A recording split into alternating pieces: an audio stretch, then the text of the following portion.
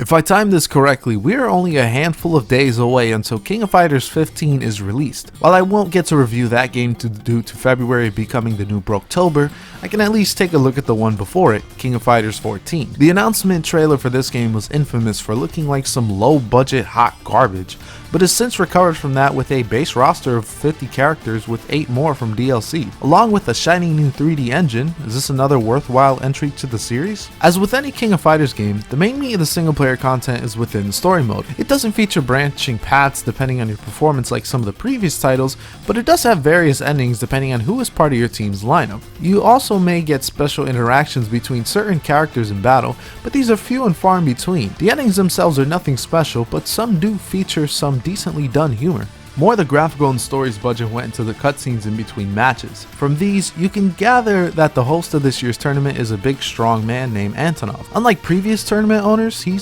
actually isn't evil and isn't trying to take over the world. Even after defeating him, he's shown to be a pretty decent human being and somewhat that I'm curious what they'll do with going forward. Antonov can be tough, but he actually isn't the main boss. Instead, we have cheap boss number 76 with Verse. I gotta be honest, I was having trouble following the story and how this thing is created. At this point, I have beaten the cheapest of what SNK has offered in the past. It gets to the point where you just get numb to these kind of things and they fail to garner any sort of emotional response. To be fair, he really isn't all that difficult, especially compared to Dark Ash and Sakai of the previous entry. However, I have lost to him more than I would care to admit. Regardless of how good or bad the story is, the main appeal of any fighting game is the combat, and thankfully King of Fighters continues the tradition of being an incredibly technical fighter. It's also the most easy to access with an automatic combo system known as Rush Mode. This is triggered by repeatedly pressing the light punch button. While it does do less damage than a traditional combo, it's ultimately a great way to get timing down and get used to the flow of fights. There's also a full-fledged tutorial mode in order to explore some of the more advanced mechanics of the game,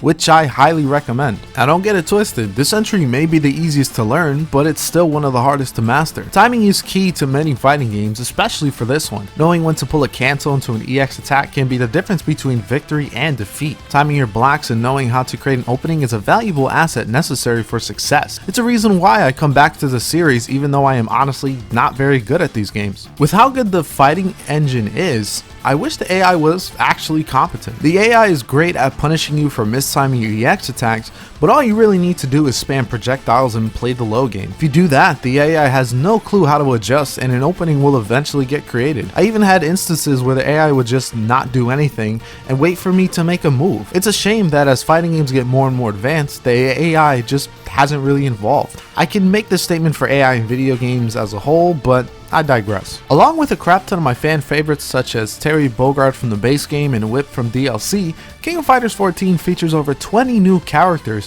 which is just insane for any fighting game. Some of them come from other SNK properties such as Nakoroku from Samurai Showdown, but many like Mian, Kukuri, and Luong are all brand new original characters. As with any fighting game, the characters range from pretty awesome to just copies of what already exists. I definitely recommend for you to try them out as you never know what new favorites you'll end up discovering. The more characters get introduced, the harder it is to keep it all balanced. While King of Fighters does a good job with it overall, some of the returning characters feel nerfed compared to their previous iterations. For example, Whip has lost her gun entirely, as well as her knife move that she used to keep enemies away when they got too close. She still has her whip and stop ability, but she doesn't feel as snappy as she should.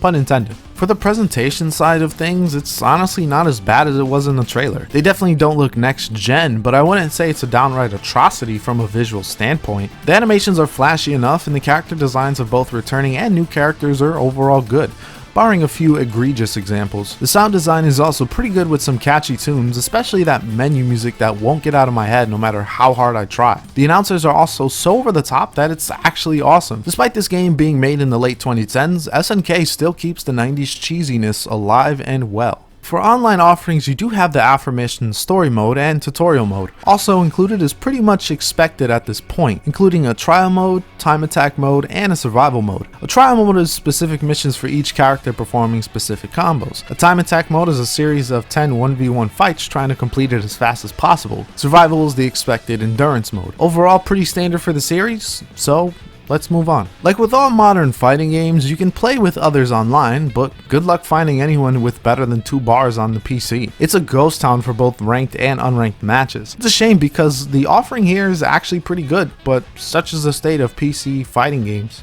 Overall, this is a very solid entry into the series and a welcome return after a 6-year hiatus. SNK put their heart and soul into this one to try to satisfy both returning veterans and new players. The amount of characters is staggering, and the DLC characters such as Rock and Vanessa are a ton of fun to play as. The fighting is still enjoyable with a crap ton of depth, although not as snappy as many would expect with the new 3D assets. Here's to hoping King of Fighters 15 is an even better title, with that one being on the Unreal Engine. Will that game be awesome? Will it disappoint? That's a question for another day. Thank you for watching as always, hope you're staying safe and doing well, and this is Powerhouse, signing off.